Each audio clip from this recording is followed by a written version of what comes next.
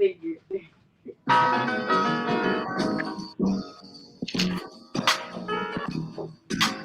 Do you normally put celery in a chicken a la king? Yes, you could. In fact, like you did with chicken and celery. Go well Oh, together, you know, like thyme and rosemary in there too. yeah, All right, then I'll boil it up with the yeah. It's too small. yeah, that's what I'm doing. Yeah. So you're Um, grilling the chicken. exactly, yeah. I'm thinking to put some of this You okra got in here too. celery, right? Uh-huh. Oh, that's fine.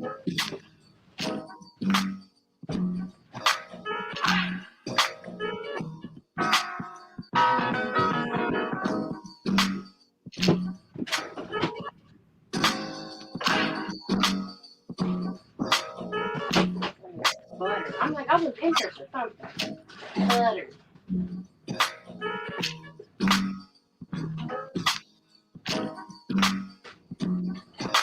How much butter did they need?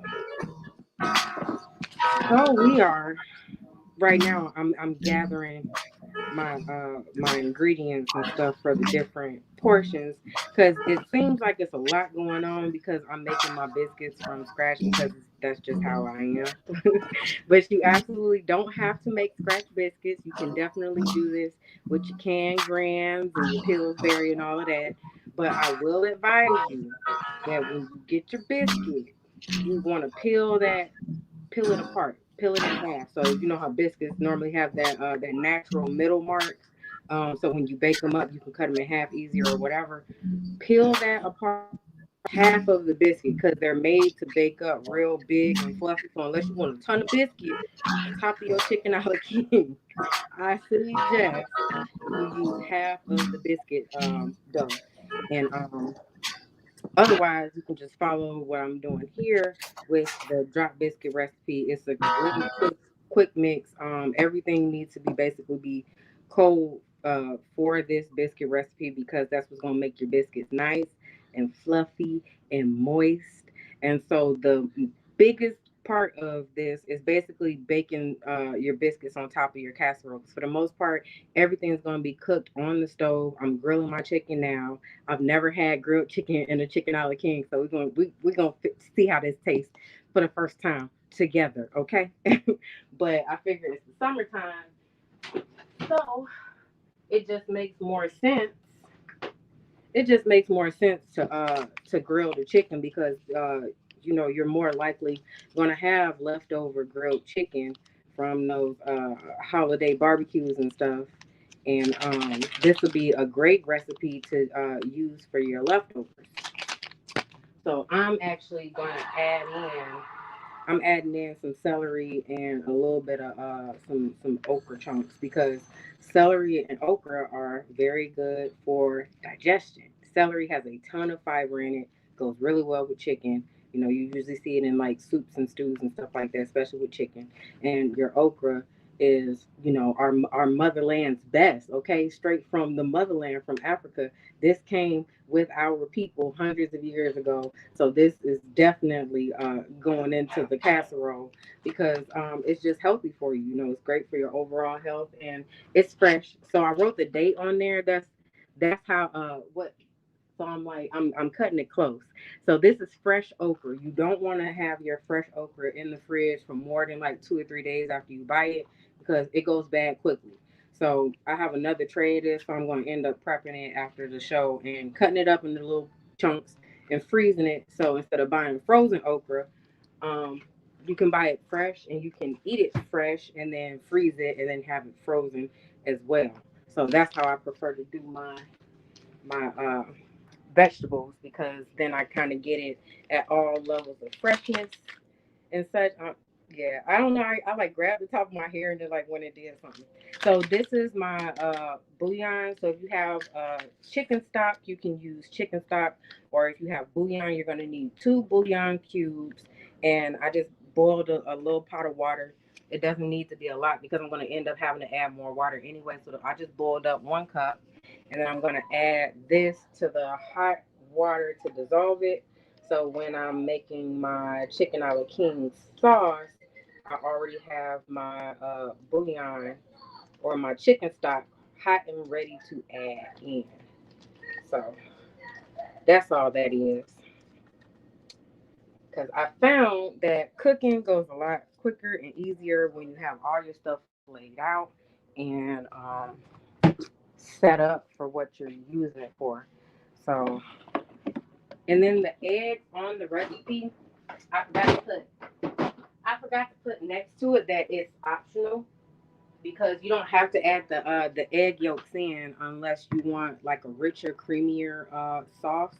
And also the heavy whipping cream, you can substitute in. You can just add more milk for that because the heavy whipping cream helps the sauce thicken and makes it creamier. So if you want to use a lower fat content milk, you can. It just won't. The cream won't be as thick. And I'm going to end up using buttermilk for that portion instead because I'm using buttermilk in my biscuits too. So it's going to be a nice little addition. And I'm sorry, I'm thirsty.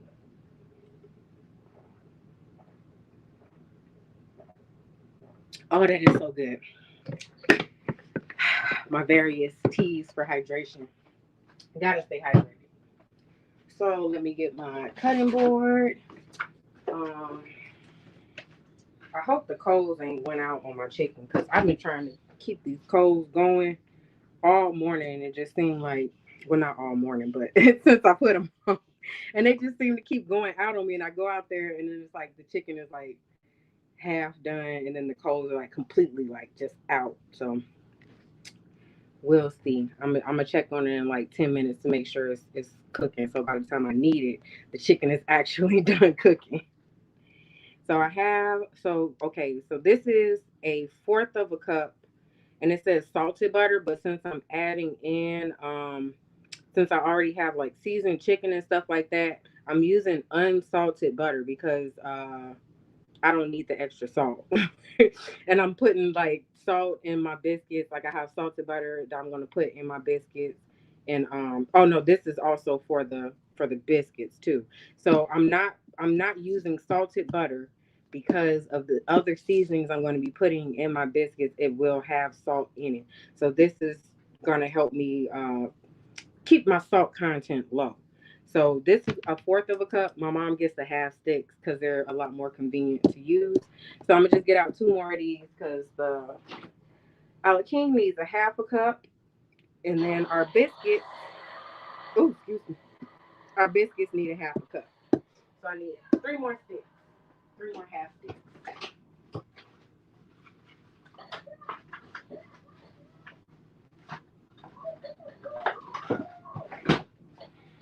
Yeah, I usually use my salted butter as like spreads for like toast or if I'm if I'm actually eating it on something because I want the butter to be salted because I want it to taste like something. But if I'm cooking with it, I usually use unsalted butter because like I said, it just makes it easier for me to control how much extra salt I'm putting into stuff. So, and I got my flour. So we're gonna go over here. So this is y'all kind of get to see my thought process and stuff how when I'm cooking because I like to make sure I got all the stuff I need on hand before I even start with anything because then the more time you got to spend digging around the kitchen and looking for stuff you tend to end up burning stuff so I like to make sure I got all of what I need on hand and then just kind of clean it as I go and stuff like that. So we're going to need two bowls for the biscuits. So one bowl for the dry ingredients and another bowl to mix it in. Let me get my measuring cup. And we have our all-purpose flour. You can definitely sub in if you want to do like more of a I guess a less processed biscuit. You can definitely use buckwheat flour, but you'll need probably more baking powder. But you can just find a different biscuit recipe, like a buckwheat biscuit recipe or a wheat biscuit, like for the type of flour that you want to use, because it's going to have a different ratio of ingredients because of the amount of moisture that the different types of flours absorb. So this is an all-purpose flour recipe. Keeping it simple because, like I said, you can absolutely sub in a store-bought biscuit for this portion of it. But you know me, I like to be extra and do it from scratch. And then I got my baking powder. So we'll only need a tablespoon of that. So I have my baking powder, my flour, my salt,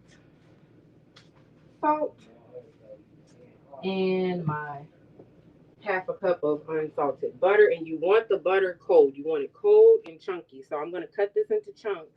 And then I have my butter cutter.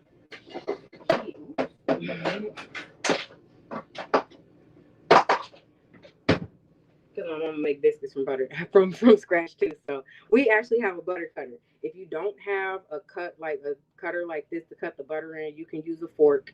It's probably a little bit more work, but you know, hey, we all about improvising sometimes. You got to make it work for what you got. All right. Then my buttermilk. Do, do, do, do, do, do, do. And so you absolutely don't have to use buttermilk. If you want to use a different kind of milk for your biscuits, you can. Just understand that the lower the fat content of the milk, the less fluffy your biscuits are going to be. Oh yes. Oh, this about to smack. This about to smack. You ready? You're ready, Mrs. Joyner? This about to smack. So I like to use buttermilk in my biscuits because it makes them super fluffy and it has like that bakery type flavor that it gives them. So buttermilk all the way for me. Definitely hands down favorite type of biscuit, period. Okay. And so those are all my ingredients for my biscuit. So now, and I still haven't tried my mushrooms.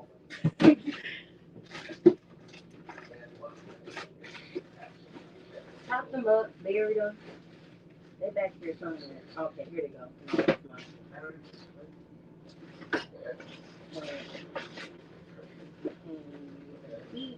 Oh, here they go. Okay.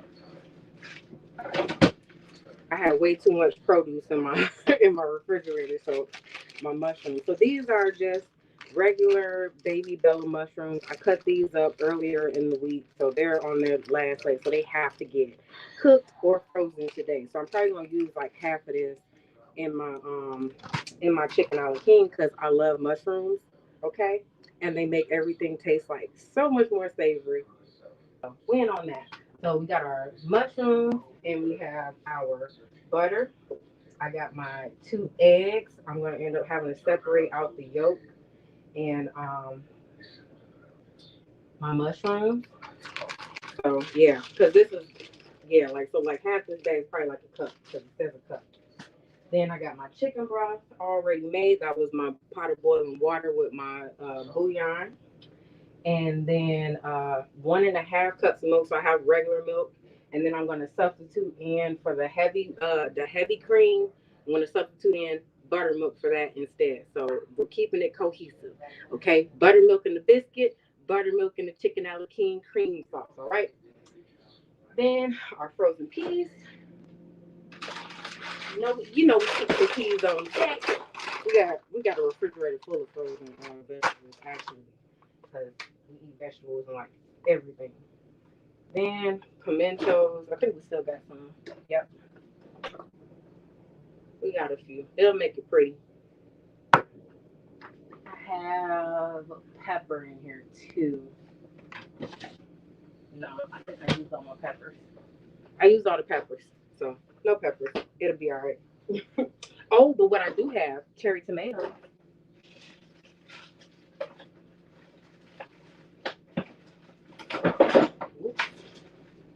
So cherry tomatoes, they go great in everything. And then these are the multicolored ones. So you see they're not just all red. And I love that because you get a nice little spread of colors. So I'm going to put that in the sink with my other produce so I can wash that and cut it. And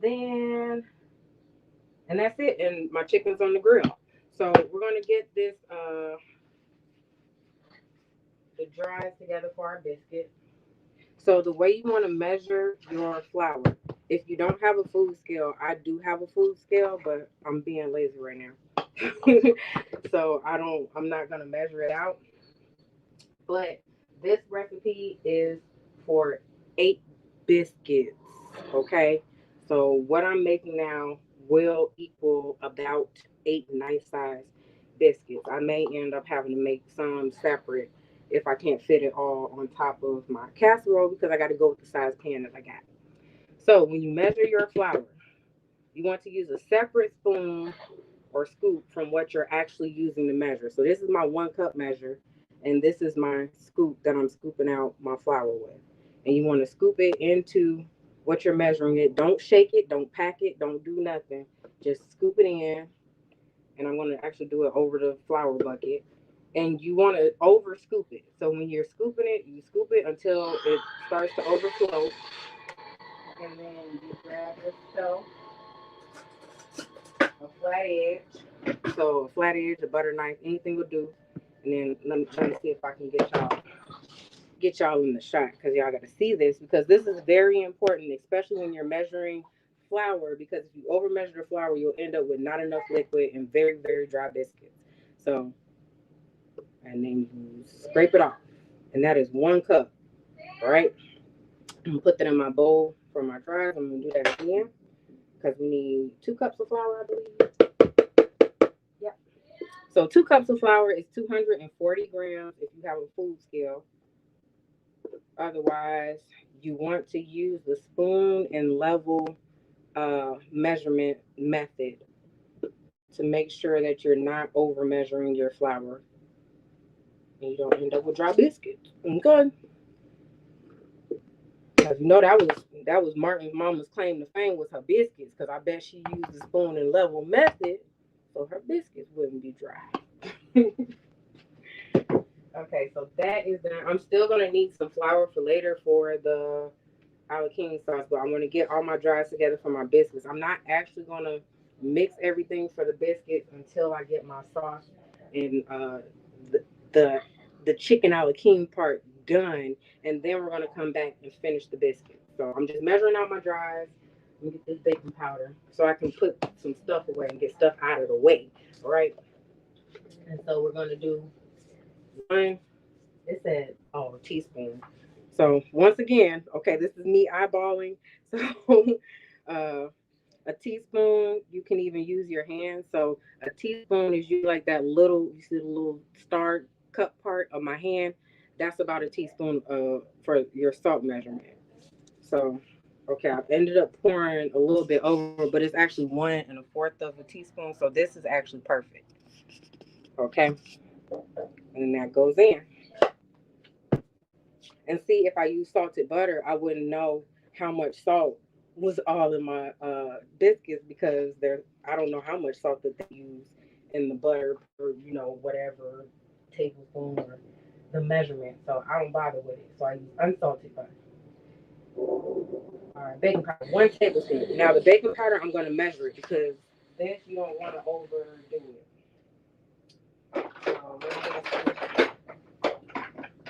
Here we go. This is 1.7. So a tablespoon would be 3 of these scoops. This is a scoop I saved from from one of my products because it makes stuff easier.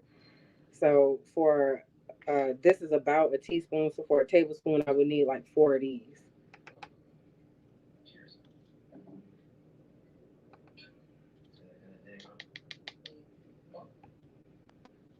Yeah, because if you have too much baking powder, then you won't have it won't react with enough of the other stuff to not taste like. I don't know if y'all have ever come across some uncooked baking powder in anything, but I have. I've definitely messed that up before, and it's not a pleasant. Oh no, yeah, oh yeah, it's not. So we're gonna mix all of our dry ingredients together. This is the salt, the flour, and the baking powder for our biscuits. And I'm actually going to take these 2 sticks of butter and I'm going to put them back in the refrigerator. Because like I said, your stuff in your bit that goes in your biscuits to be cold, cold, cold. I'm gonna put my buttermilk back too, because like I said, we're gonna have to circle back around. So put this off to the side, out of the way, and then we're gonna move this flour here because I'm gonna need it. And then we are gonna chop up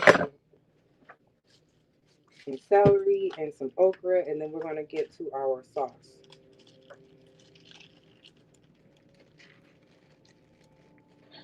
So it's not gonna be much. I'm just doing like two things of celery and then like a couple of things of okra,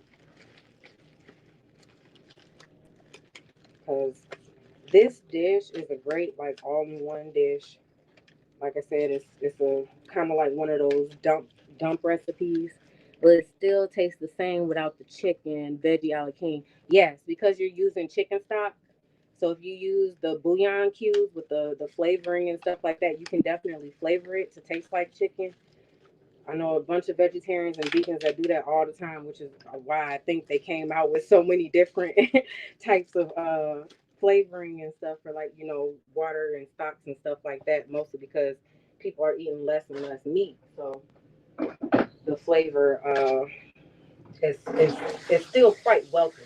They just don't want none of the problems. All of the flavor, none of the problems, right? Oh, I thought that was dirt. I think that's just a little bruised. Celery's just a little bruised. That's all. And then my okra chunks. Like I said, this okra, I'm gonna end up. And you see, these are really long too.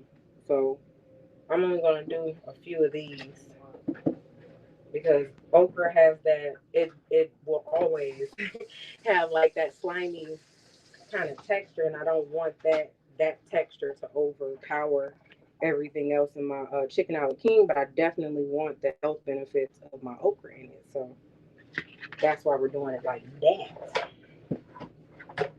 And then these are the bowls. I'm gonna mix some other stuff in, and then we're gonna take some of these, and I'm actually gonna leave my tomatoes in larger chunks. Real, I haven't had one in a long time. Had one of what? What, okra?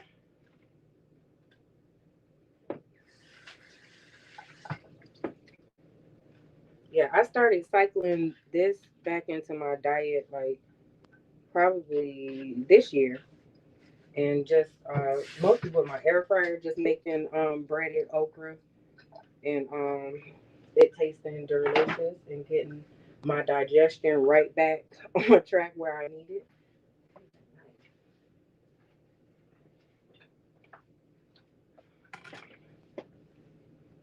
Pot pies. Oh yeah, this.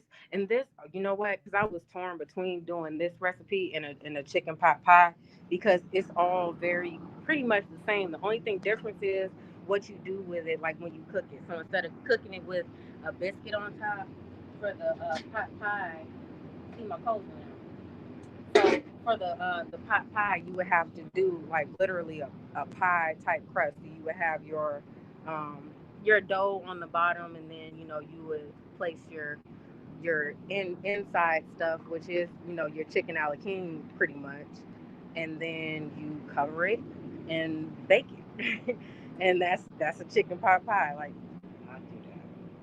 I told you, you got the regular.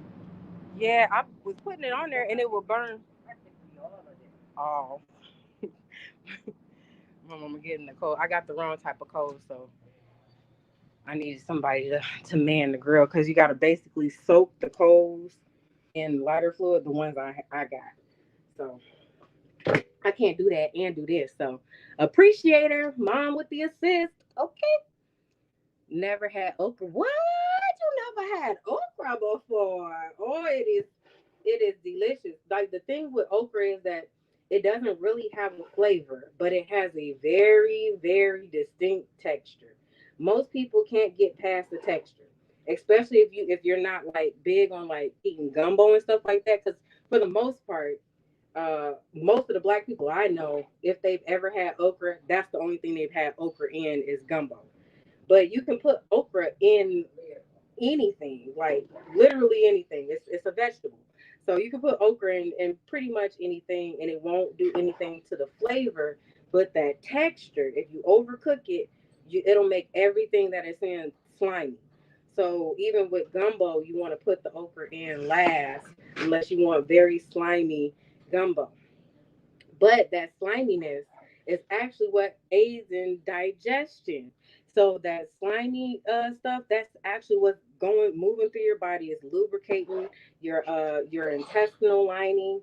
It's helping your bacteria get rejuvenated. It is feeding it, all that stuff. So okra is amazing for your digestive tract. So please, and then that's also why they started doing the fried okra, because now you have like more of a crispier kind of texture to combat your the sliminess in okra.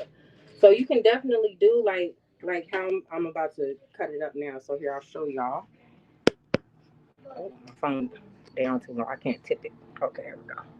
Tip it. Oh, I was seeing if I could flip it back the opposite way, and that's a negative. That's a no on that one. Okay, so let me see. Can you see my? So these are my potatoes here. Not potatoes, tomatoes. My cherry tomatoes, and then here's the okra. So I'm just literally just cutting them into chunks. So yes, the tips are going in too. Okay, and the seeds have like medicinal properties, like everything. The whole okra plant. When the okra is grown, the flowers that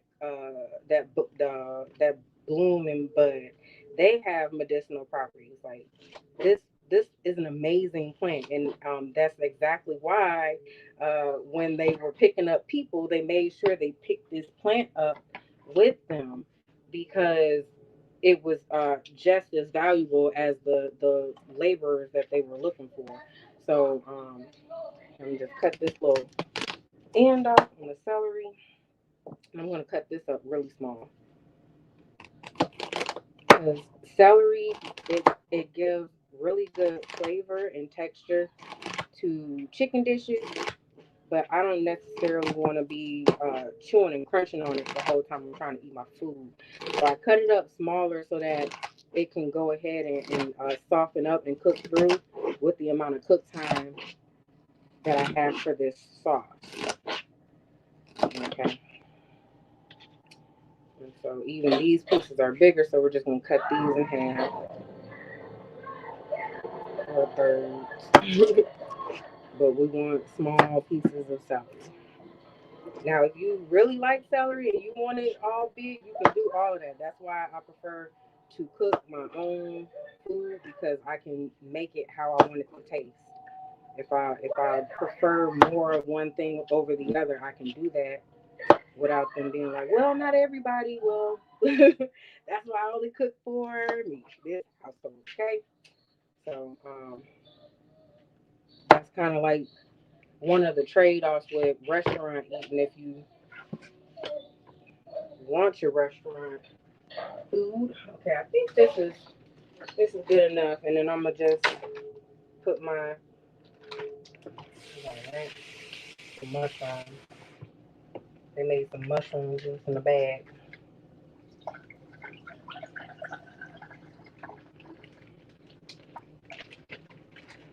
Okay, now we're gonna take a handful of this and put that there.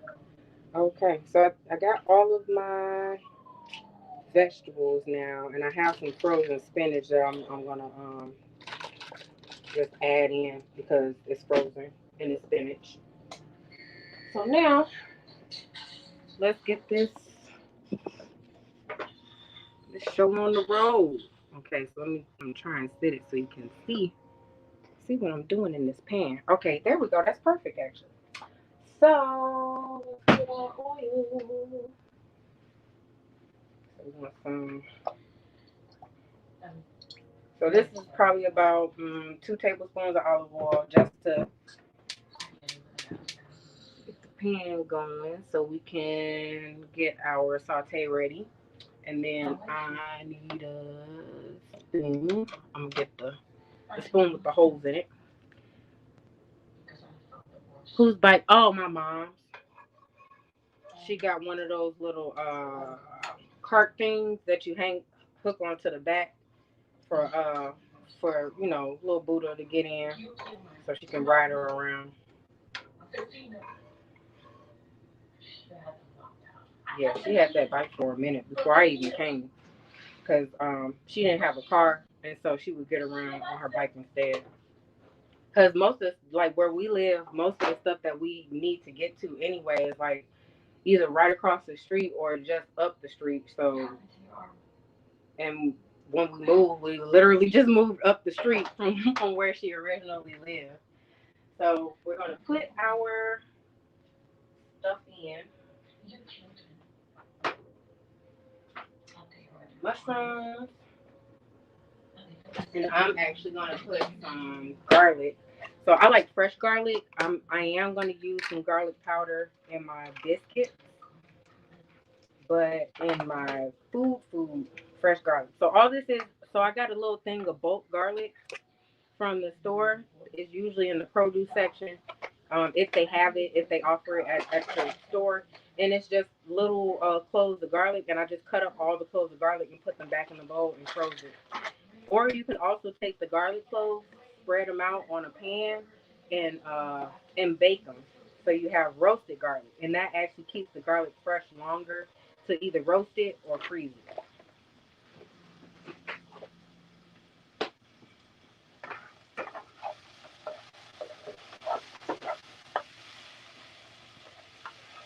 This smells so good all together, and it's just mushroom and garlic, mushroom and garlic. Minding its business with the mushroom and garlic. Here, I have a little spoon holder. So now,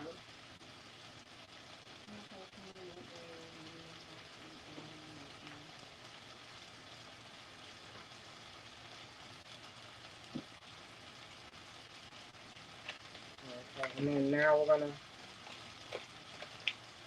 add in our butter. So some of the butter that we buy sometimes has olive oil in it, but this one didn't. So that's why I started my pan off with the olive oil. But you still need that butter for the creaminess. So we just put the butter in there, and it's just gonna go ahead and melt down, and it's gonna give us that nice give us that nice creamy mushroom and garlic. Okay, and I'm gonna add in my celery so the celery can start softening up. My okra and tomatoes are gonna be very last thing I put in, because like I said, I don't want my okra overcooked and slimy, and I don't want my potatoes to be mashed. I know you saw that cream. You see the butter cream? Oh, look at the butter. Yeah. And so the thing about butter, like I don't know, people didn't like demonize, villainize, like just put butter like out to dry. Butter is it's actually it's a regular, very regular fat. All of the fat in butter is the exact same fat that's in milk. Milk does not have as much fat as they would lead you to believe. There's only about 10 grams of fat total in whole milk, and that's an overestimation. Like that's a high end estimation of fat in whole milk. So when you get the skim milk, they stripped all of the fat from it, but along with the fat goes the flavor, goes all of that stuff. So that's why I'm like, if a few grams of fat ain't gonna make or break me, because I just generally don't eat a whole lot of like fatty foods and stuff. So that's not a big issue for me. But when I want my food to taste like something, I use whole fat everything, whole fat yogurt, whole fat milk. Otherwise, I just don't put it in there. If I feel like it's too much of a fat content, I just won't put it in, or I'll find a completely different recipe that doesn't call for as much fat or something. But I don't really do like the altered, because I mean it still takes a lot of processing to do that. So my goal is to reduce the amount of processing that my food has gone through before it gets to my table. So now we're going to add in, I think it's a half a cup of flour, yes. And then we're going to sift this in and stir it, all right, until all the flour is gone. So we need a half a cup. So that's my half cup scoop. There's a spoon. And this is going, here, let me turn this heat down a little bit. And this is going to thicken up, this is going to thicken it up for you. So stir, stir and fluff, stir and fluff, stir and fluff, okay? Stir and fluff, stir and fluff. And it seems like this is not the step to do this in, but this is absolutely the step to do this in. Okay, we're not going to add in our broth because we're going to have 2 cups of chicken broth. So it's one cup here that I have to basically to dissolve the chicken bouillon in for my broth. You can absolutely buy chicken broth already made and all of that, but I just find it cheaper to do it with bouillon in my own water because I know it's filtered water and all of that. Like I said, there are a lot fewer variables when you're making stuff for yourself. Leave the mushrooms whole. Don't dice them down. It all depends on the texture that you're going for in your dish and how much of the mushroom flavor that you want. If you want smaller mushrooms, you can definitely do that, but be careful not to overcook them because you'll end up cooking them down into mush. So mine are just chopped big like that because I basically prepped a whole bucket of mushrooms yesterday like that. So it just depends on if you're using, fresh mushrooms, prep mushrooms, what you want it to look like. So you can definitely slice them because I know people tend to like that sliced mushroom look. You know how you see the pizza topping mushroom. That's what I call it, the pizza topping mushroom.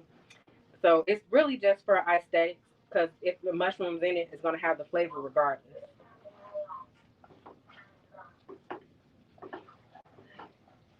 Okay, I got the last of the flour in. So you don't want to add the flour in too fast because you'll end up with chunks.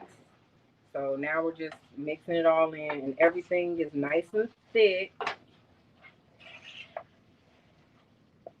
And I turn my flame way down so I can keep up with it.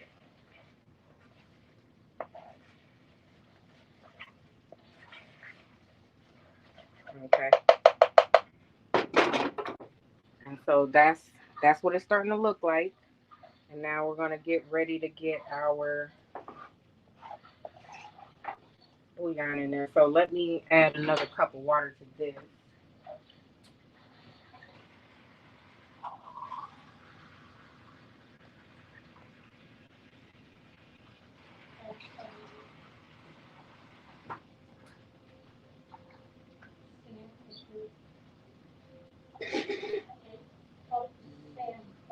Okay.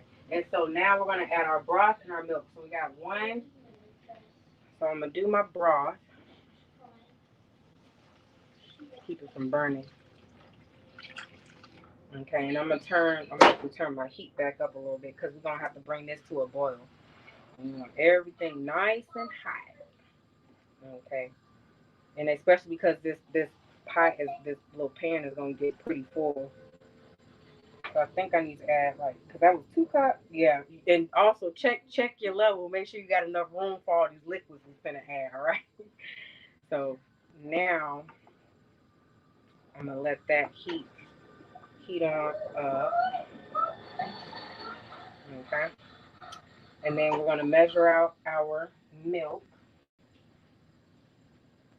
And then I'm going to actually get my bowl together for my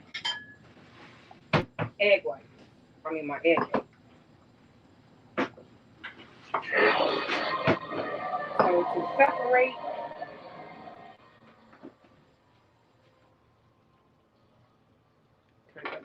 okay. So we're separating our egg yolk for our creaminess. You're welcome, and thank you for tuning in and asking questions. I love answering questions, and I love helping people personalize these meals for themselves because that's the whole purpose of this show is to equip you with all of whatever you would need to improve, your diet, your eating habits, to eat cleaner, eat the way, we were created and made and intended to eat, and nourish our bodies. Like, you will be surprised at the stuff that your body can do when it's properly nutrition. That's my favorite word, nutrition, because nutrition nutrition is not a word, but it's a word because I use it. So this is like super duper thick. I don't know if you can see that. This is super thick now, and I'm gonna add in my milk, and that's gonna loosen it back up. I really do. I really do. Okay. And this is so thick. This is gonna be really good. All right. So now get our milk, buttermilk, whole milk. I got my egg yolks here, because with the egg yolk, because we're using hot liquids, it will basically cook it. So we gotta be quick. That's why I gotta sit right here so I can whip it and throw it back in the pan. So I got my whisker. I'm gonna whisk, whisk, whisk, whisk, whisk. So we need this already mixed down. Okay. And then we need to measure out. Just don't fall off. Okay. A cup and a half of milk.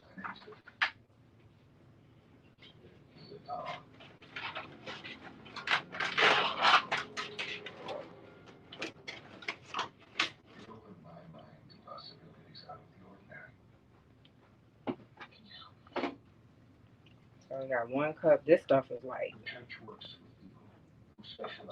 thick. So 1 cup.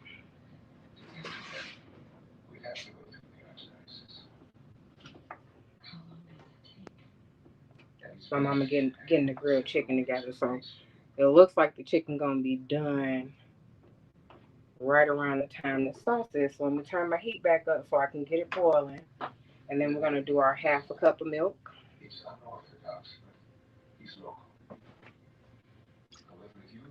Okay, and that's all my milk in there, and then we're gonna switch to the buttermilk. So we only need 1/3 of a cup for that.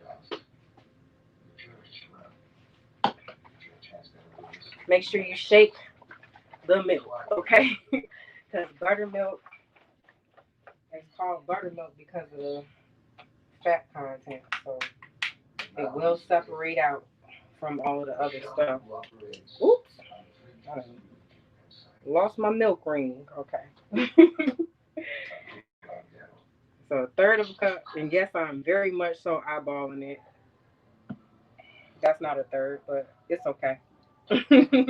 It's all going down the same way. It's all right. Okay. Turn the heat back up in there. And then we're just going to stir this and bring this to a boil as well. And you want to make sure you keep stirring it and stirring it and stirring it. And then that's going to, oh, it looks so creamy too.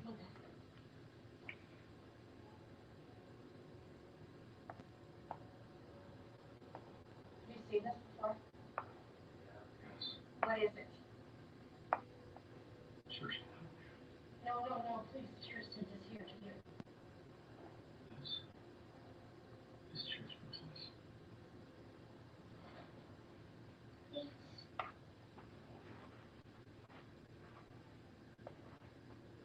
Okay, so we got our egg yolks together. Um, I actually could have poured my buttermilk in there with the egg, but it's alright. So now instead, I'm gonna do this. So I'm just gonna scoop out some of this.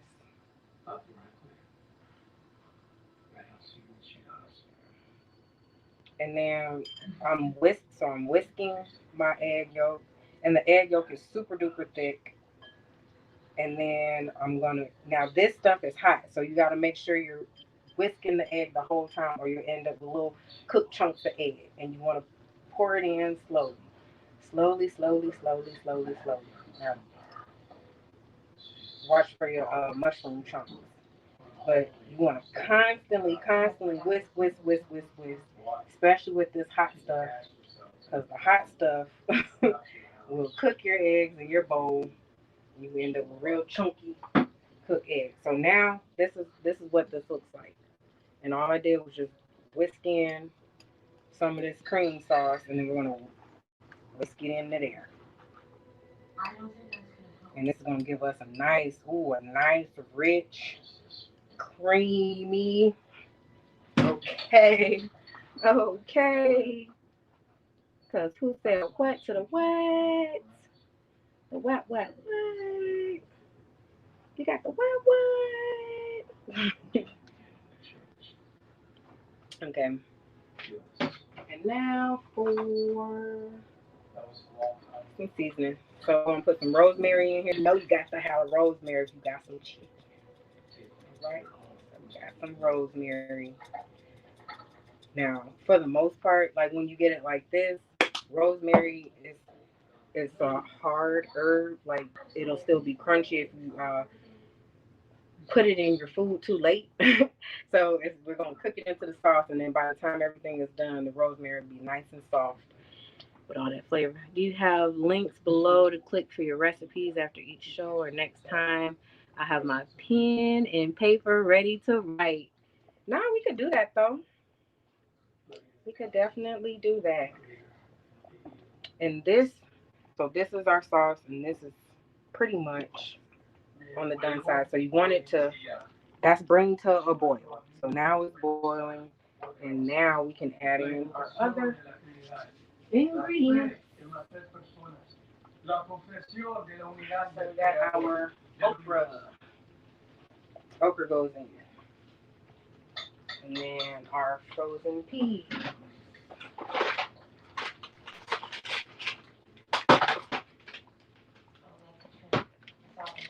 And this is slightly more than a cup, but it'll be all right.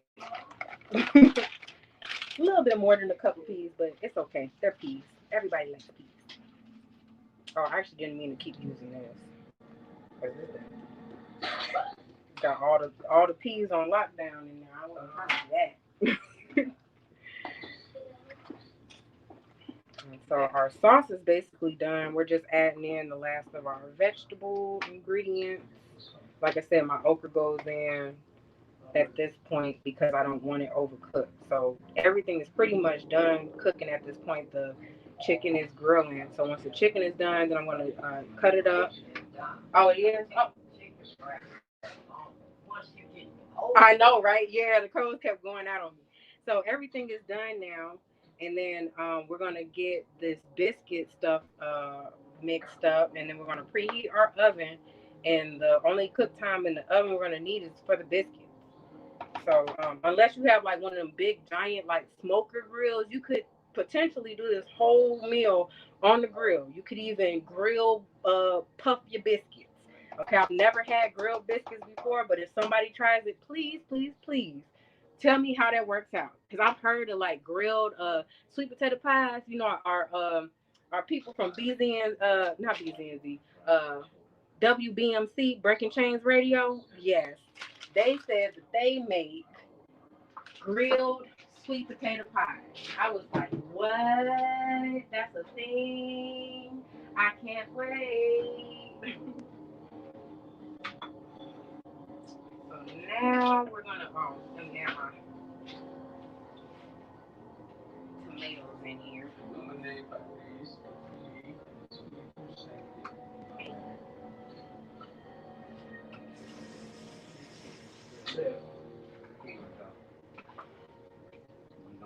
Chop it up.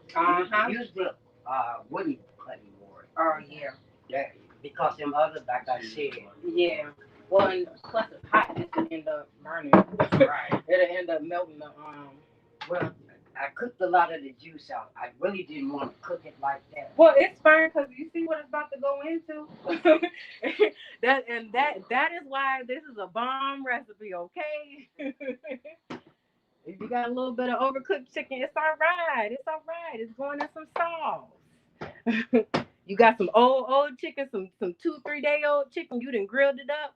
Hey, you didn't grill some chicken up, and you don't know what else to put it in or how else to eat it, and you ain't got nobody coming by. Make some chicken a la king with it. All right.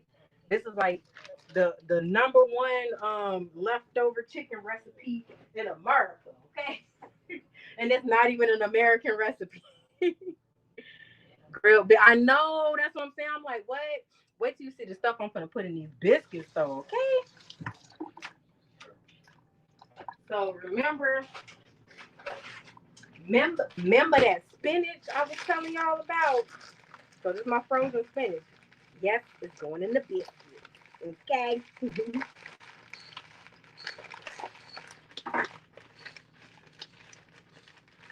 And this is gonna give a really nice color. You know how you see like the fancy biscuits, the garlic butter biscuits, and they got all them little the green flakes and stuff. That's usually like parsley or something, but instead of parsley, we're gonna put spinach. Because spinach got them vitamins and minerals that we need. Plus, I need to get rid of this. That's why I like these type of recipes. You can find some stuff that you need to go ahead and get rid of and just throw it on in there. It's all right. So let me rinse this off. I gotta cut this butter. We gotta cut the butter into chunks, and then add it in there. Okay. My butter chunk, butter. Do. Butter.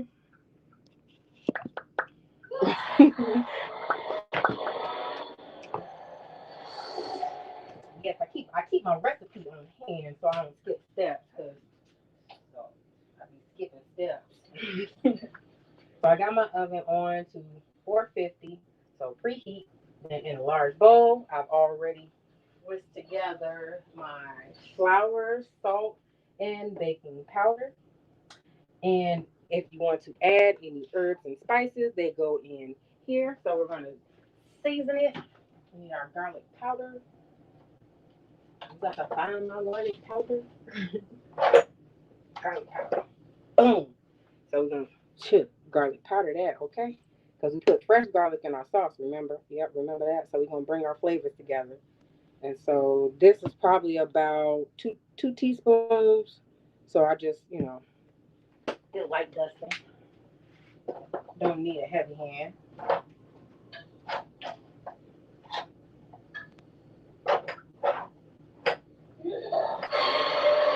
That's pretty much all I wanted to add in there outside of my spinach. And then we put our spinach in. And that's like a cup. And then we're just going to stir this around. Since I find a spoon.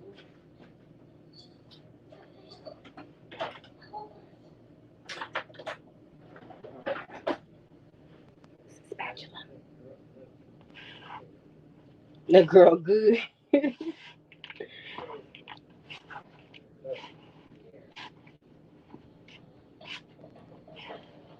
Okay, so everything is all our quote unquote dry ingredients are mixed together now. And now we're going to do our butter. So open this up.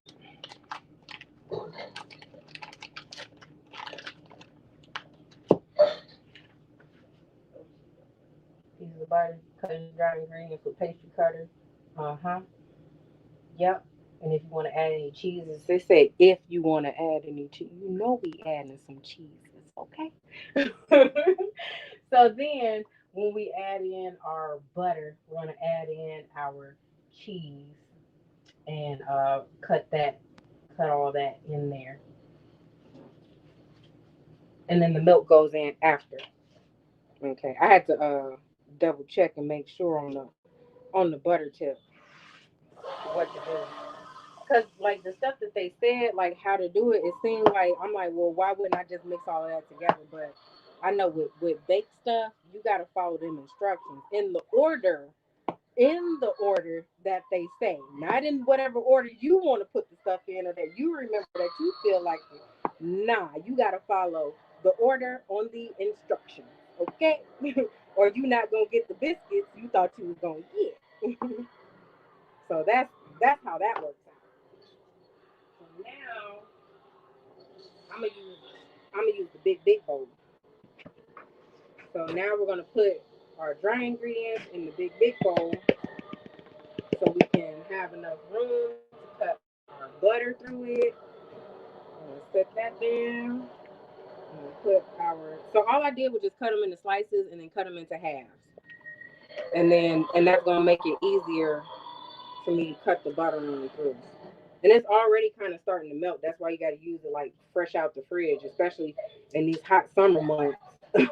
These hot summer months, okay, gonna have your butter all melted before you can get it in your biscuit. And I know you didn't got the graham biscuits, the buttermilk biscuits, and the butter biscuits, and it had them little chunks in it. That's what that is. It's fresh, unmelted, cold butter. So when you bake it, the moisture from the butter melting makes the biscuits fluffier, and it gives it that the nice moisture and all that stuff. So that's why we use cold butter in our biscuits. So we got our last little half cup done. Okay. And then our butter cutter. Okay. And we just cut it through there. And then technically this is also like basically helping cut my spinach up in here.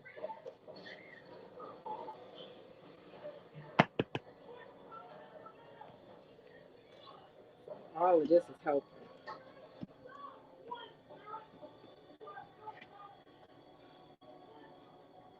And then as far as for when it's done, you want it to be like chunky sand basically. Because it's not gonna be all dry because obviously it's not going to be all dry because you got your butter in there, but you want your butter chunks to be small enough so that they almost look like little, like little dough balls, but it's actually your butter. And that's how you know when you're done cutting. My spinach kind of mucking up my blades. I should have cut the butter then added the spinach. I got overzealous with the spinach, but it's cool because once these bake up, baby.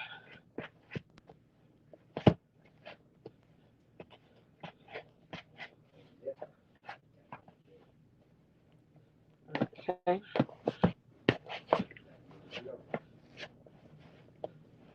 And so this is done. And then we're going to add our milk and get our ingredients and stuff stirred together.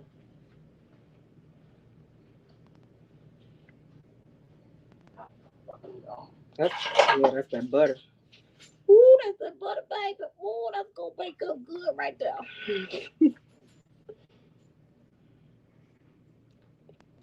Mm, mm, mm, mm, mm, mm, mm, mm, mm, mm.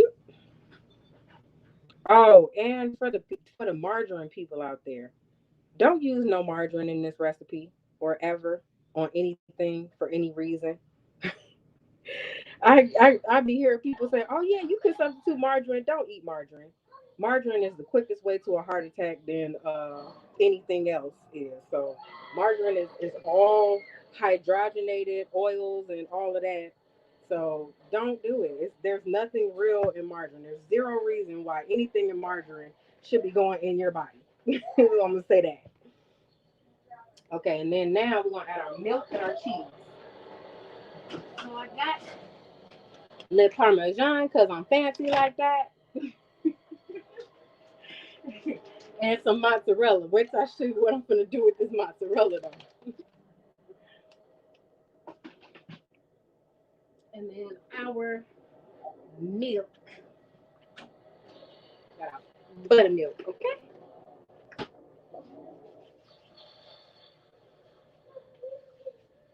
And the salt butter to a cup, okay.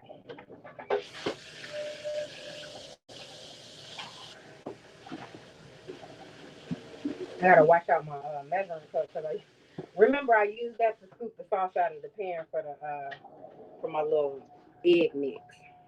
So now we're gonna start out with slightly less than a cup, so somewhere in there, and then we're just gonna mix all this in. And if we need more milk, we'll add it. But I doubt it. I doubt we'll need no milk. I think we're good. Let me get and we just stir it. And so this should be a nice dough. Okay, you don't want them too moist. You shouldn't be able to pour your biscuits. You should not be able to pour your biscuits. It is a drop biscuit, not pour biscuit. No margarine. Nope. Grease your squeaky door hinge or something with it, but don't eat it. Like, so seriously, don't eat it. That was when they was going through that whole phase of trying to do alternative butters and stuff like that, because people were saying that butter is fattening and all. Butter is all fat. I will give you that. Butter is nothing but milk fat. However, it is still a mostly biological um ingredient, so your body can still process it. Margarine is mostly oils, and then they add like a little bit of cream or something to it to give it that kind of color. But for the most part, it's oils that then added. They call them hydrogenated oils. Basically, they pump hydrogen, like pressurized hydrogen, into a tank full of oil. And that's why the oil is solid at room temperature, like how butter is. Butter is solid because of the fats are solid at room temperature. But oil, for the most part, is liquid at room temperature. So in order for it to become solid, they have to add hydrogen to it to make it do what butter naturally does. So that's why we don't use margarine, people.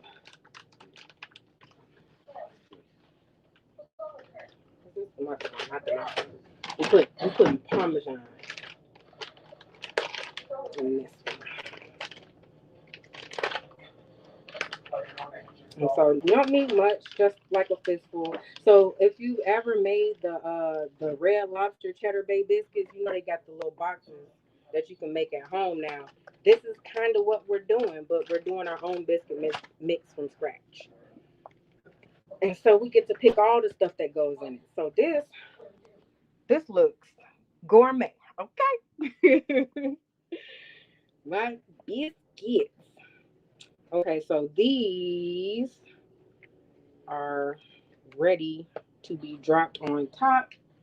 So I'm gonna set this to the side, and then we're gonna get our meat cut up. I'm gonna show you where this is gonna go in a second. This is that mozzarella. I'm gonna show you right exactly where it's gonna go. And we're keeping the Parmesan out because we're gonna use some of that. So there's garbage. So this is.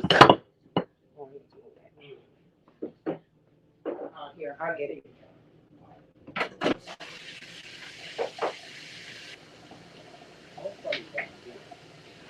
Yeah, from that pressure. That's how much pressure ends up getting in there, because it was I actually probably need to leave a little bit more on. Yeah. For the liquid. For the gases. Yeah.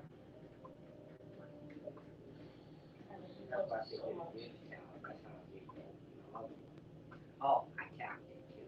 Oh, yeah, you might want to. Yeah. We having technical difficulties with the ginger ale dry leaf. So I made some ginger ale earlier this week, and that's what we're drinking now. It was the bomb. Okay, and then I added this little drink seasoning that I got for the cherry limeade. I added that too. Oh, it tastes better than pop. Mm.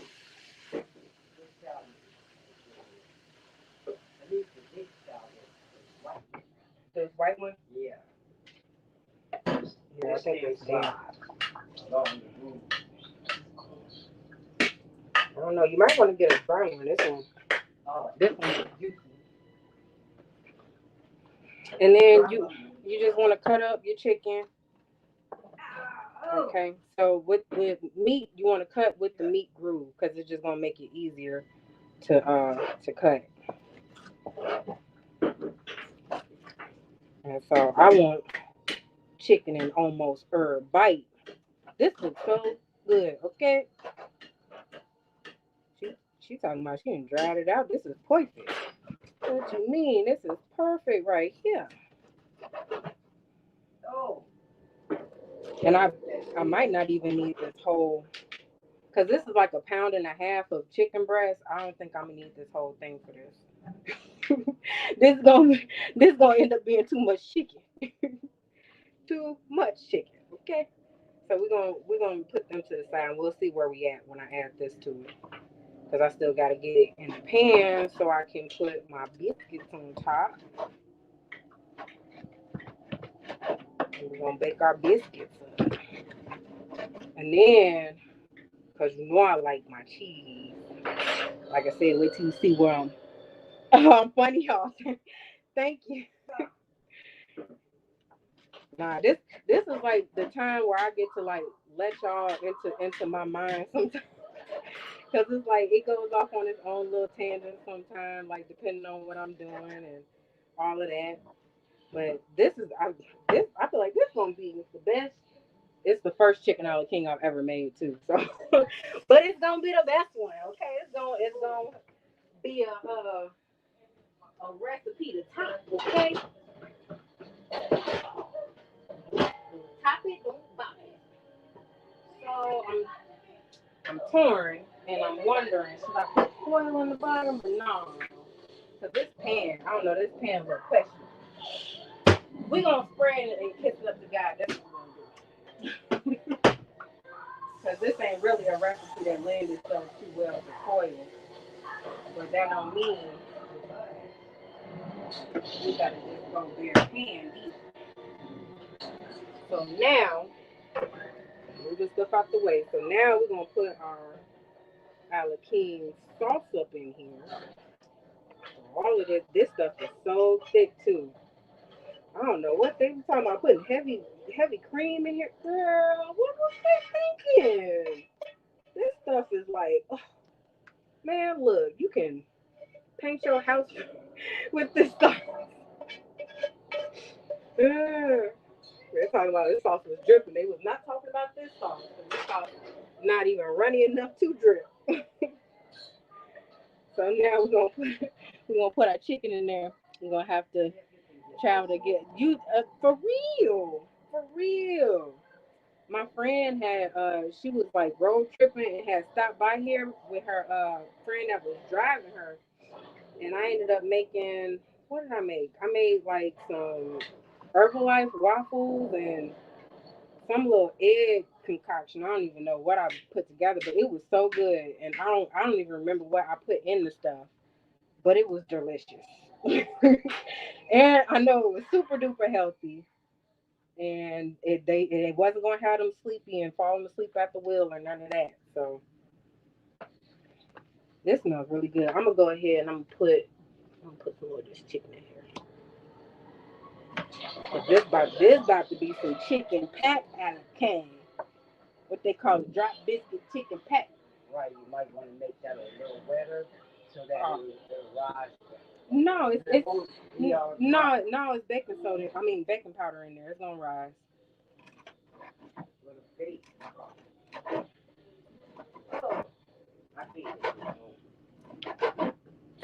Here, I get it once I pop this in the oven.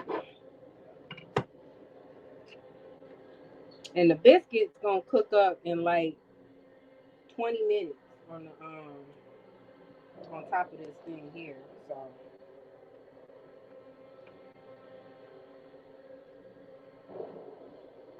I'm just making sure we got chicken and everybody. This smells like, man, who knew? Grilled chicken a la king. Okay. I don't know. I don't think I can fit more chicken in this thing without it looking crazy. So we're gonna go with this, and we're gonna do this right here. So remember that cheese I was talking about.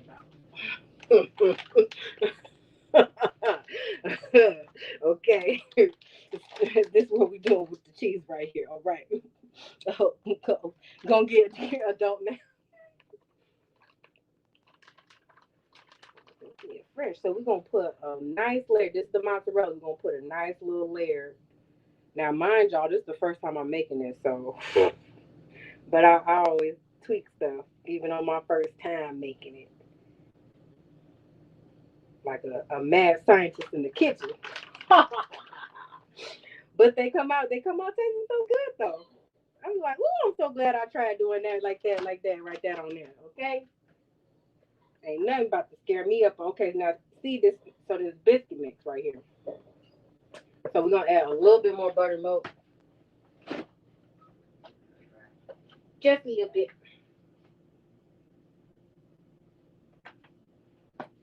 because with biscuits, that moisture can get out of hand very quickly, and then you'll end up with pancake batter instead of biscuit batter.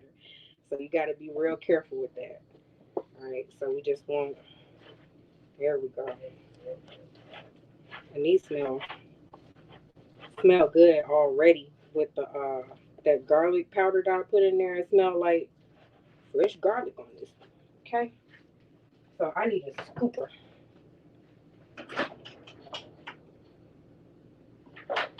I'm gonna use an ice cream scoop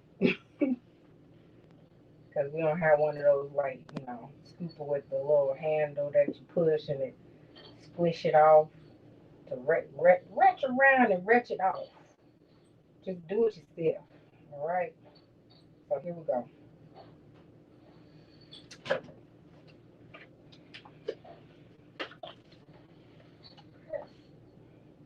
And this is why it's a drop biscuit. Okay, just drop it on there. Okay. Most biscuits, you got to roll it out and do all of that. We're not doing that with this. That's why it's called drop biscuit. Okay. However it falls, that's how it's going to bake. And you don't want your scoops right next to each other because you want to give your biscuit stuff time to bake out. Well, not time, but space, because it's going to bake out. So you want to cross your whole shebang. I don't know. Sometimes it be having me worried, and then I go and put the stuff in the oven and it bake out, and I be like, "Oh, okay, so it actually turned out okay." I don't know how many times I did that. Like, oh, how did I end up?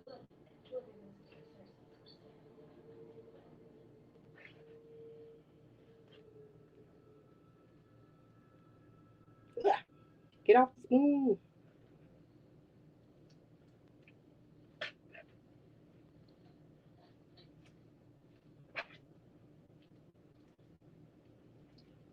I'm trying to do smaller biscuits so I can make sure this covers it.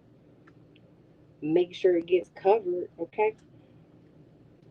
And then, worst case scenario, if my biscuits don't turn out right, they on top. Just scrape it off and keep it moving. Y'all don't understand the amount of trial and error that go that goes into my kitchen experimentation. But I definitely, when I finally get it right, oh yeah, it's always worth the effort, the wait, all of that.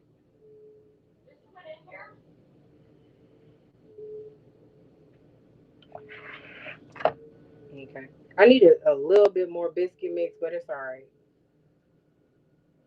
Like I said, whatever's not covered, it just wasn't meant to have no biscuit on top this time. Okay.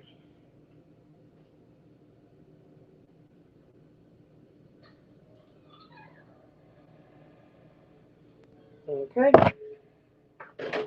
And so this is what we got.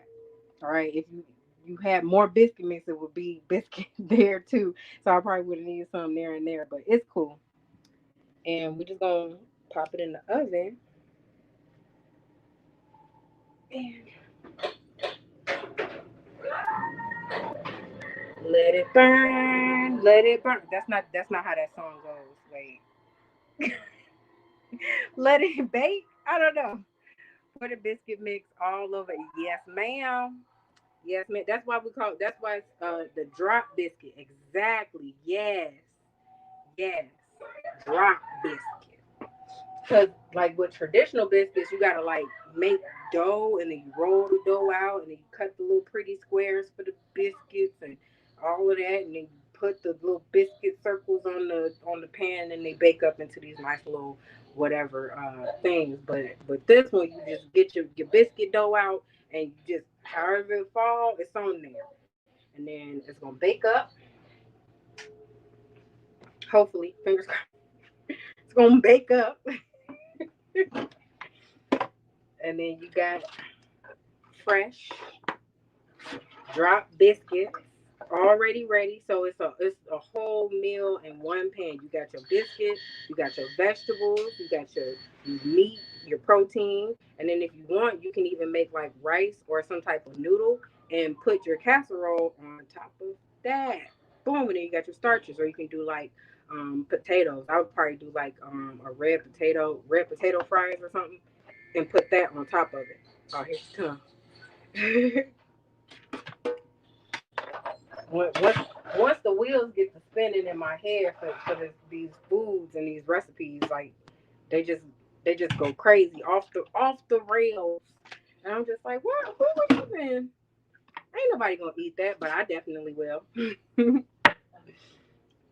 I don't know. I might have to cycle through some of the stuff I done made. I was like, ain't nobody gonna eat this, but it turned out really good, and I definitely ate it. And I might I have to dig some of those up and share those with y'all too. But this is kind of basically what my overall like food journey has turned into, because when I first started trying to get my eating together and get better and lose weight and all of that stuff, I had four meats and four sides and four vegetables literally, that I knew how to cook into a meal that tasted good, and that's what I ate for like 3 months straight. That's all I did. I would cycle through those meats. I would bake like a whole big old pan of chicken, and that would be my meat for the week. And I would just make different sides to go with the chicken. And when I ran out of the chicken to take for lunch, I would make a whole big old pan of chops or steaks or something like that. Like I would just make bake because I was baking everything, so it didn't matter for the meat for season it and then bake it. So that like took the guesswork out of a lot of stuff, and it made it very easy to cook, especially because I was, working full time, and I was working out like 3 or 4 days a week by the end. And so yeah. And the vegetables were super easy because they're vegetables. So I would either have canned vegetables, or if I did like fresh vegetables, I would get like a couple of heads of broccoli, and I would boil all the broccoli, and that would be my one of my vegetable sides for like 2 3 days, and then I could also come in eat it for dinner for leftovers and stuff like that. So um, branching out was like a real big step for me.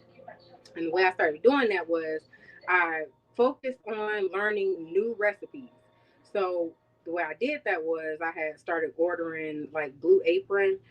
There's a whole bunch of those like food delivery recipe services, but that was the one of the first ones out. It was them, and I think like HelloFresh was like right behind them. But Blue Apron, as far as I know, was like the first ones like doing that.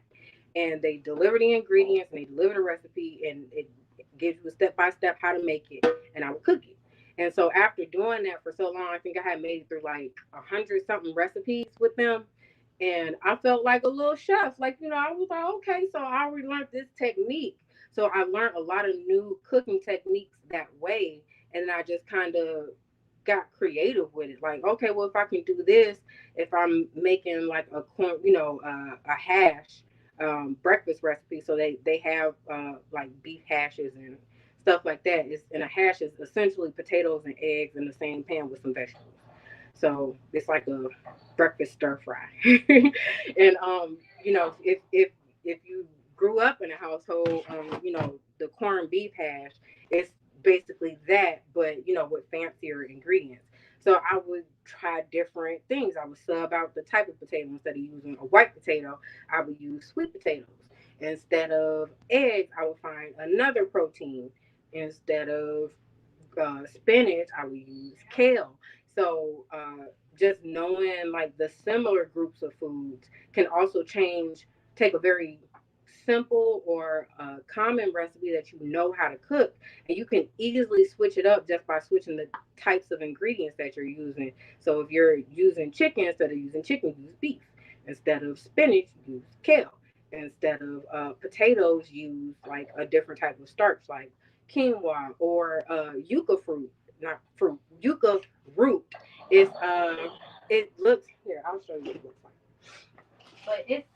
But another.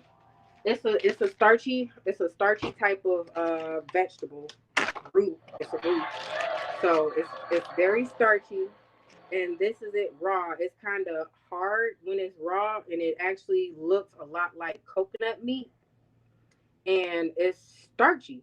So this, I actually ended up cutting some of this up in the seafood boil that I did, and you can't really tell the difference in the texture from the potatoes. They're not as they don't have as much of like a mashy kind of texture, but they I don't know that the flavor kind of sits similarly, but not the same. So just finding things in the same type of group and just shuffling stuff around can easily switch up a recipe or expand what you're familiar with eating. And doing that, like I found all kinds of stuff. Like, and I worked my way into beets. Beets are super nutritious. They taste exactly like dirt. So I've been using them in a lot of different recipes to try and figure out how to make it not taste like dirt, because they're so nutritious. And even if it does end up making the whole dish taste like dirt, like I just keep in mind like it's healthy for you. Under some hot water. That'll that would contract the that'll contract it. Yeah. See, it's expanded. My ginger ale. Yeah, run it under some hot water. No, not up like that. Yeah, around the edges. Okay. All right. So the seal with, yeah, you're gonna get water in there. Okay. So I wasn't gonna do this, but y'all gotta see what's going on in this oven. So boop, boop, boop, boop, boop, boop. So like I said, the biscuit might not cover the whole top of this casserole, but that's what the cheese for. Okay, so it ain't even gonna matter. Ha ha. So we're gonna let the biscuits finish cooking through, and breakfast stir fry. Yes, quick and easy. And like I said, it's a very easy way to get rid of them extra vegetables and stuff that you didn't quite use, or you prep when you was making another meal and you ended up having extra. Throw all that stuff in the hash. That's what the hash is for. It's basically like a breakfast stir fry, and then you throw some scrambled eggs in it, and the eggs, kind of link everything together, and you can keep it moving.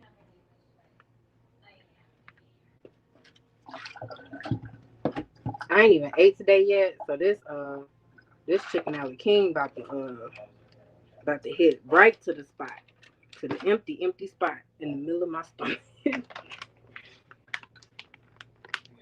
Put my cheese away.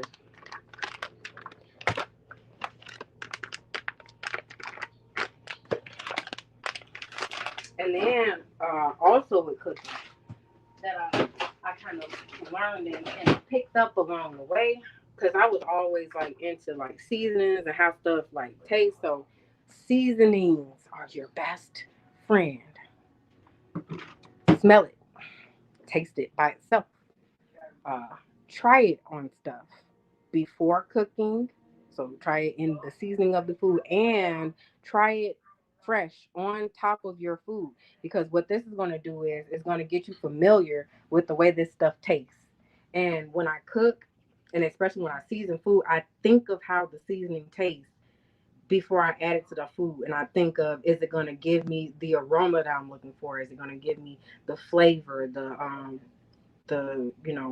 how is it going to mesh in with everything else? So I I'm very familiar with the seasonings that I use, because I use them a lot. And I, like I said, I've tasted them by themselves. I've tasted them cooked into food. I've tasted them on top of food. So I know exactly the vibe I'm setting with whatever seasoning I'm using. Like the rosemary. Like some people don't use rosemary, but rosemary makes your chicken stuff taste delicious. Okay, all chicken stuff tastes great with rosemary. So like chicken a la king, if you're making sauces and stuff, rosemary. Fresh rosemary usually comes on like a little stick, and they have like these little pines that stick off. You don't want to leave those in your food because fresh rosemary is different from dried rosemary, and you won't necessarily like chewing on that. So if you're using fresh rosemary, sit it in the pan, but be careful when you're stirring it so that the little needles don't fall off, because then you'll end up with inedible rosemary all through your food. So sit on the side, let the aroma and the juices kind of get through the rosemary, and then take that sprig out. Once it's all like, soggy looking and kind of hanging and limp, then that means that most of whatever flavor you were going to get out of it is probably already in your sauce or your dish, and you can remove it. Parsley is another herb that's very much overlooked. Parsley is great for digestion, which is usually why it's served as a garnish on food, especially like steaks and stuff, steak, meaty dishes, because it helps with digestion. So eat your parsley too. It's a garnish, but it's actually meant to help with digestion of the food that it's served with. Um, I'm hearing this cheese bubbling on this. I just want to. Yeah. It looks like it's trying to boil over, but the biscuits are almost done.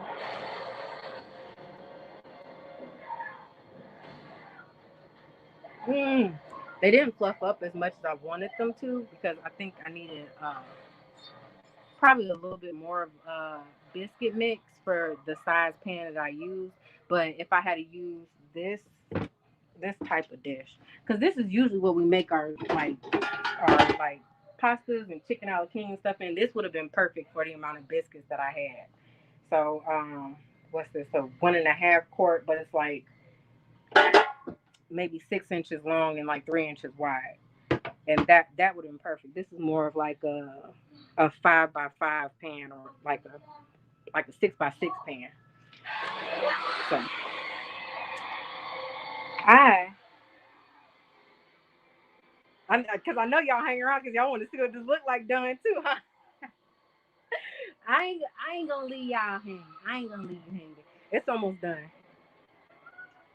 And then I gotta do something with my egg white from making my sauce richer and creamier. But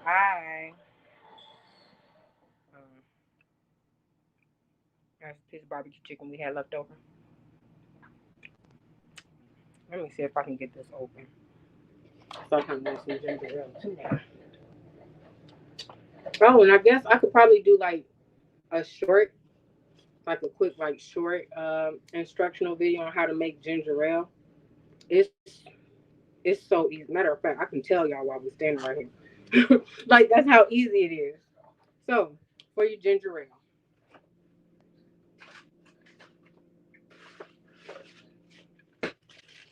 I I keep my ginger frozen. One, because it helps it last longer. Two, because it makes it easier to use. So you see the the little fibers on this. If this were room temperature or not frozen, when I go to cut it, that's how it would break apart. So it would be very difficult to get, what I need, or like to get it to how I need it to be. So I freeze it.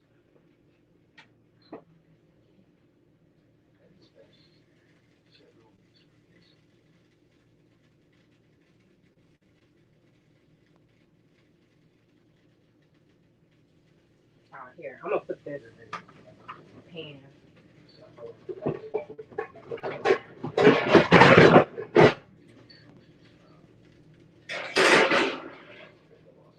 Aha! Problem solved. My cheese started boiling out the pan. I wasn't trying to do all that. So then I take a grater. So you can use a four-sided grater, and then I just literally grate the ginger into a pot of hot water. So the pot, very small. I'm about to put my ginger back. That was just a demonstration. So and about 1 inch of ginger. So like this much ginger grated into a pot is perfectly fine for the amount of recipe. If you grate more ginger, you're going to end up with a stronger or spicier ginger ale, which is perfectly fine. That's why we make our own, because we can make it taste how we want it to. Then, this is the pot I usually use. A small pot. Small, it don't have to be big. It's a very small pot, because you only need 1 cup of water. 1 cup of water, bring it to a boil, grate your ginger into the pot.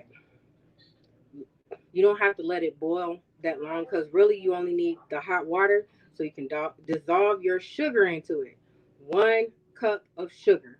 If you use white sugar, it's going to be much sweeter than if you use brown sugar, honey, or maple syrup. You can use any type of sweetener you want, 1 cup of it. And just understand that the different types of sweetener are going to have different levels of sweetness. So if you use like a cup of stevia, you're going to end up with a really, really, really sweet ginger ale. So you want to dial back your sugar amount based on the type of sugar you're using. So I usually use brown sugar. What you burning? Nothing. That's the cheese boiling out of the pan. I put another pan under it, but the little bit that got down there is already burning.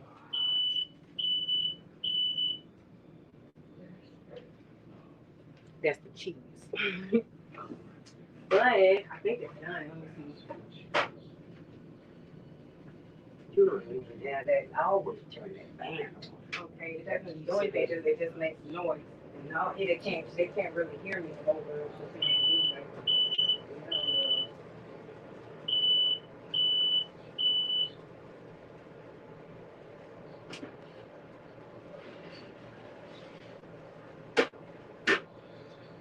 This smells like heaven.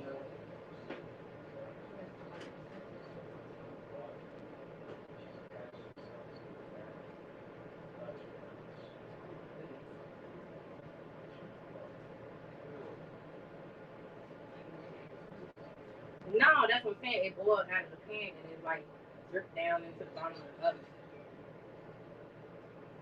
Oh my gosh, this is like so cheesy. That's not cheesy. Oh my gosh. Oh my gosh. Oh my gosh, I love it. I'm still live. I'm still live. I'm still live. They Pick up some casserole dishes. Okay. They got this. Yeah. So this is it, okay? I didn't have enough biscuit to cover it, and that's the butter that was in the biscuit. But this is definitely about to get smashed and grabbed because I'm hungry and it's hot. It's very, very cheesy. Let me get the spoon. What I do with the spoon? Okay. All right. So let me. So this. Hold on. So this is the chicken a la king cream right here. Okay.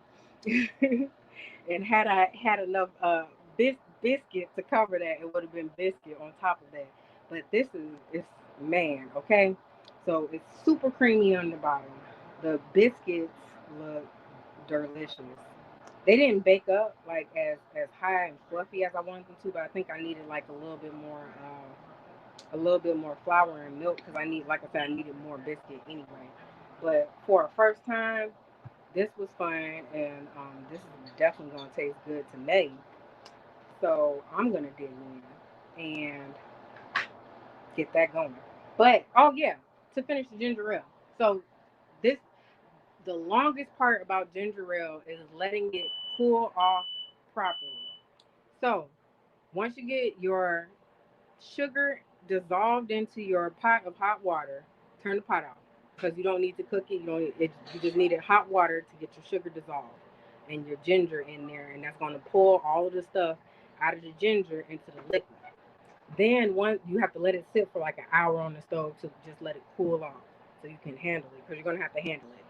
So I use this little strainer to strain my ginger liquid into you can strain it into a bowl or whatever. I usually strain it into um I usually strain it into a measuring cup because it's only a cup of liquid. So this is 2 cups. So this will hold all of what I need. And then I can pour it into the containers. So I usually use like little mason jars because you're going to need something with an airtight lid on it. It has to be an airtight lid or you will not get none of the fizz. So then you put your ginger liquid into the refrigerator for like an hour because you want it cold. You don't want it warm or too hot because it will kill your yeast and your yeast won't be able to ferment and give all the wonderful bubbles to it. So you need it cold. Then I pour this into the container, my airtight container, and then now you add 6 cups of water and 1 teaspoon of dry active yeast. Let me get my, see if, is it in here? Yeah. So the standard, the what is this called? The red label or whatever. These people. These people. So dry active yeast. Okay? You want it dry and you want it to be active yeast. And then when you add that in there, then you're gonna seal the container tight as you possibly can. You want to make sure there's like a little bit of headroom. And then you let it sit out for 48 hours. And that's going to do the fermenting for you. And then you can refrigerate it and enjoy after 48 hours. And you have your very own homemade ginger ale. See how quick that was? I just told y'all how to do it in 10 minutes while my chicken a la king biscuit. This look crazy right here with the cheese under there. Y'all see this cheese? What? What? Okay. Okay. Okay. And on that note, I'm gonna go and enjoy this little mess of a concoction of deliciousness. Okay, okay. Thank you for tuning in. Hey, if you got a recipe that you want to share, you can definitely come and be a guest. Okay, because we love having guests on Rock Everything. All right. So that is all of what we got for today. I'm hot and I'm hungry and I'm gonna go and enjoy my ginger ale and my chicken a la king drop biscuit recipe. And make sure you rock truth or nothing at all.